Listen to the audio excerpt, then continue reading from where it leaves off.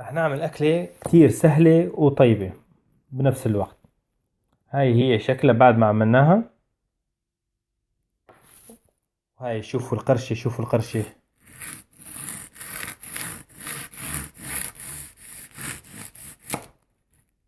هاي القرشة، شوفوا القرشة تبعها غير الشكل. شوفوا اللحمة شلون مستوية، والتوريق فيها غير الشكل.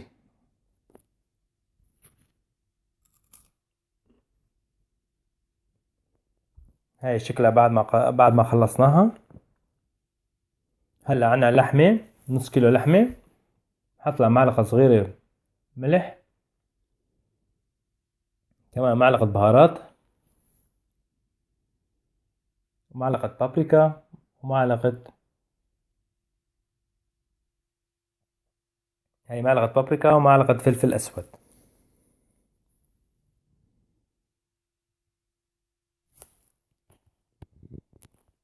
كمان نحط لها 3 معالق بقسماط مفرومة، كعك مفروم.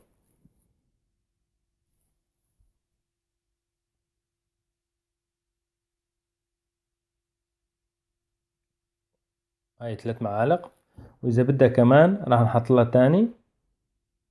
هلا ندعكها كتير كويس مع بعض، بحيث إنه ياخد التوابل والكعك كله مع بعض. طبعا نحن حطينا هون كعك، حطينا كعك فيها مشان أول شي تمص المي اللي فيها، ما تطلع معنا في حالة السوى، ما تطلع معنا من العجينة، وهي نفس الوقت تمص المي اللي فيها كلها، وتخلي اللحمة كلها متماسكة مع بعض، انه ما تفرط معنا، انه لما نجي ناكلها ما تفرط معنا، تضل كلها شقفة واحدة.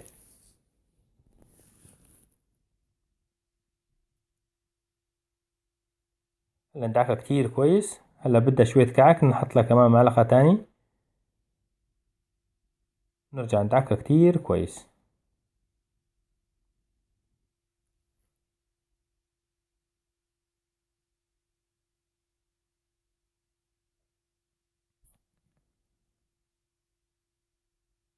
هلا بعد ما هيك صار جاهزة، شوفوا ان تتكتل معنا كتير كويس، ما تفرط معنا ولا شي، حتى على السوا كمان ما راح تفرط معنا خالص.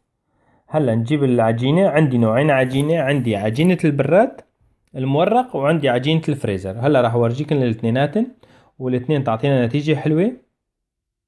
اي واحد متوفر عندكم تقدروا تشتغلوا فيها، اهم شي يكون عجينة مورقة. طبعا ما اقولكم العجينة المورقة لما بعد ما تطلع من الفرن ونجي ناكلها هيك القرمش اللي فيها غير شكل، القرش اللي فيها غير شكل. وطبعا تقصيصها مثل ما انتم تحبوا قصوه، يعني اي شكل تحبوا تقدروا تعملوا. وكمان عندي هاي المفرزة، هلا فتحتها من العلبة، وراح احطها على الطرف. خلال دقيقتين راح تفك معي واقدر اشتغل فيها فورا، ما تطول، ما تاكل معنا اي وقت. هلا بين ما اقص هذا واحشيها يكون هاي فكت معي وصارت كتير طرية. هلا نقصها كمان على شكل مربعات، مثلثات، مدور، اي شيء تحبوا تقدروا تقصوا.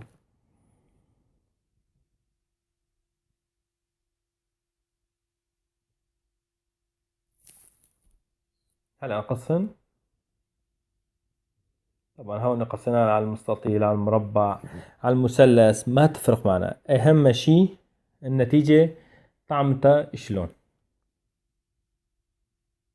انا مقصود انا عملت من هاد من هاد عشان تشوفوا الفرق.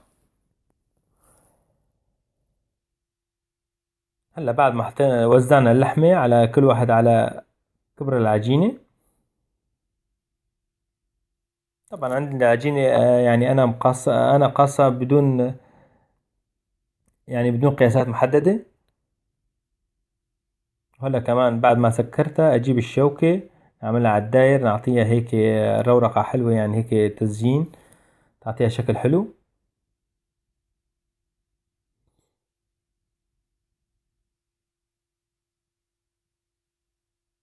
هلا نعمل وحدة ثانية من هاي، ونروح على المفرزة بعدين. كمان هاي المثلث حطيناها، ورمناها وصارت معنا شكل مثلث. وتقدر تقصوه مدور كمان تعملوا، كمان تصير معنا اي شكل تحبوا تقدروا تعملوا. طبعا اعمله مدور يطلع مثل السمبوسك معنا بالاخير. هلا راح نروح نعمل كمان وحدة.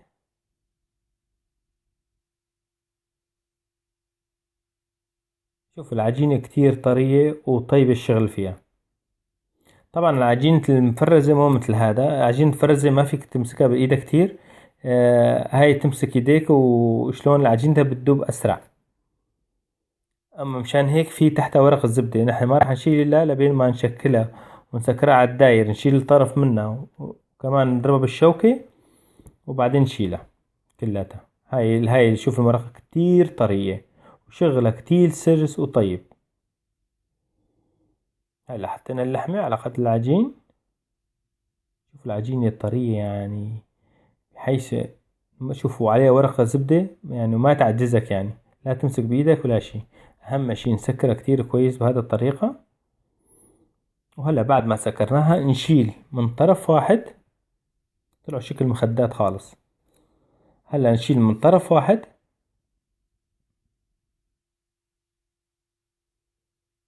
ونيجي بالشوكة كمان نزين بالشوكة.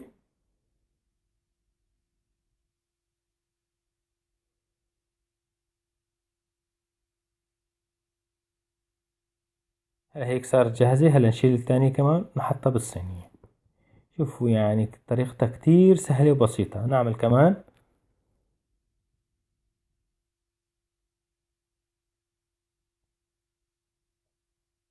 هاي كمان واحدة تانية. شوفوا العجينة ولا أطرى منها.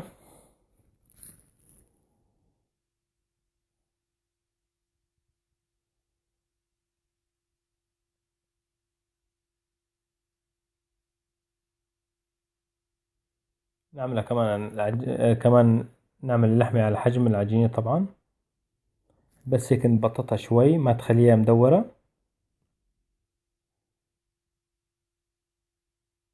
كمان نفس الشي راح نسكرها كتير كويس.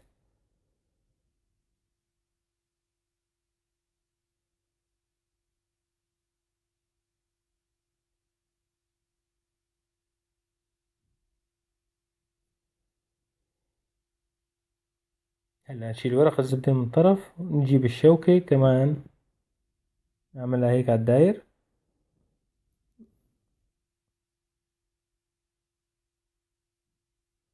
هلا نشيل الطرف الثاني ونحطها بالصينية. هاي هيك صارت جاهزة ونحطها بالفرن على الحرارة 200 فوق وتحت. لو عندكن هوا على 180.